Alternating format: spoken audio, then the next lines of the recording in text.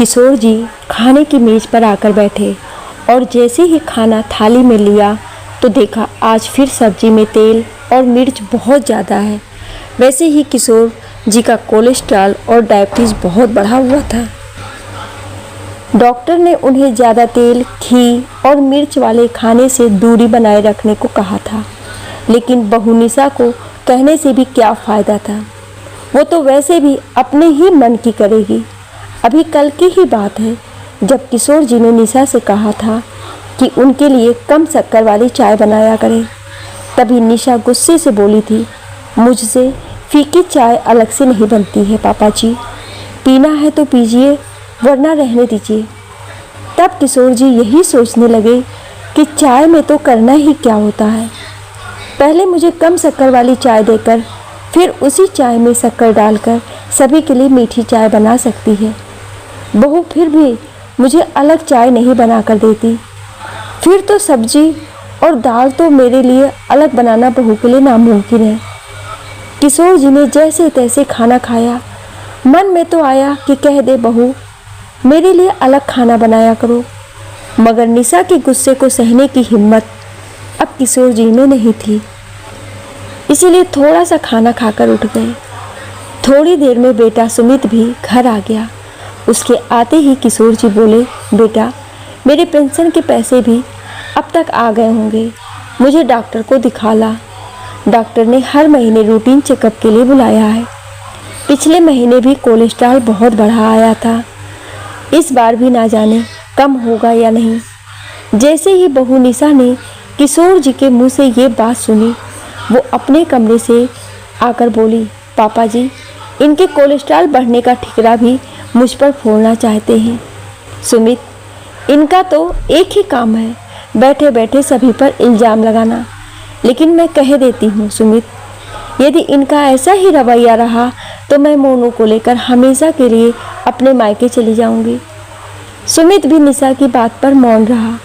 किशोर जी समझ गए थे कि वह अब बेटे बहू पर बोझ बन चुके हैं और वे नहीं चाहते हैं कि उनकी वजह से निशा मायके चली जाए।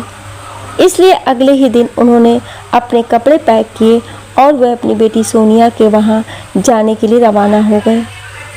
सुमित को जैसे ही पता चला कि पापा हमेशा के लिए उसकी बहन के वहाँ जा रहे हैं, उसके चेहरे की हवाइयाँ उड़ गईं, क्योंकि पापा के साथ उनके हर महीने की पेंशन भी चली जाएगी। थोड़े ही दिन बाद निशा के मायके से बुलावा आया। निशा की भाभी सुधा का फ़ोन था।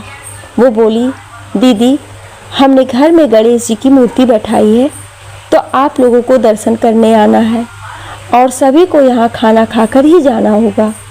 निशा वैसे भी किशोर जी के उनकी बेटी के पास चले जाने के बाद बहुत खुश थी। वो बोली, हाँ भाभी हम लोग ज़रूर आएंगे। निशा सुमित और अपने बेटे मोनू के साथ अपने मायके पहुँची। गणपति जी के दर्शन करने के बाद जब वो रसोई में पहुँची तो देखा 2 अलग पतीलों में खीर चढ़ी हुई थी और सब्जी भी 2 अलग बर्तनों में थी। वो बोली, भाभी सब कुछ 2-2 और अलग अलग बर्तनों में क्यों बना रही हो? सुधा बोली, दीदी आपके पापा को डायबिटीज़ है, इसलिए उनके लिए कम मीठा और कम मसालों वाला सब कुछ अलग बनाती हूँ ताकि उनकी सेहत खराब ना हो। अपनी भाभी की ये बातें सुन निशा को अपने आप पर शर्मिंदगी महसूस हो रही थी, क्योंकि उसने उसके ससुर जी के साथ कैसा बर्ताव किया था। वो ये बात जानती थी। सुमित भी बाहर निशा के माँ पापा के साथ बैठा था। उतने में निशा का भाई राकेश वहाँ आकर बोला, बाबूजी ये लीजिए मेरी इस महीने की तनख्वाह। और फिर दोनों बाप बेटा दोस्तों की तरह बातें करने लगे। सुमित ये देखकर सोचने लगा कि ये एक वो है जो अपने पापा के पेंशन तक के पैसे अपने पास रख लेता था और कभी उसने अपने पिता के पास बैठकर दोस्ताना व्यवहार ही नहीं रखा। बेचारे पिताजी कितना अकेला महसूस करते होंगे अपने आप को। खाना खाकर दोनों पति पत्नी घर आ गए। दोनों को अब अपने किए का पश्चाताप था, इसलिए दोनों दूसरे दिन किशोर जी को लाने सोनिया के घर पहुंच गए। वहां जाकर पता चला कि किशोर जी सोनिया के पति मोहित के साथ सैर पर गए हैं। सोनिया ने भाई भाभी को जूस और अंकुरित नाश्ता दिया और बोली, पापा की सेहत अब काफ़ी ठीक है। रोज़ तुम्हारे जीजा जी और पापा सैर पर जाते हैं, फिर आकर ये नाश्ता करते हैं।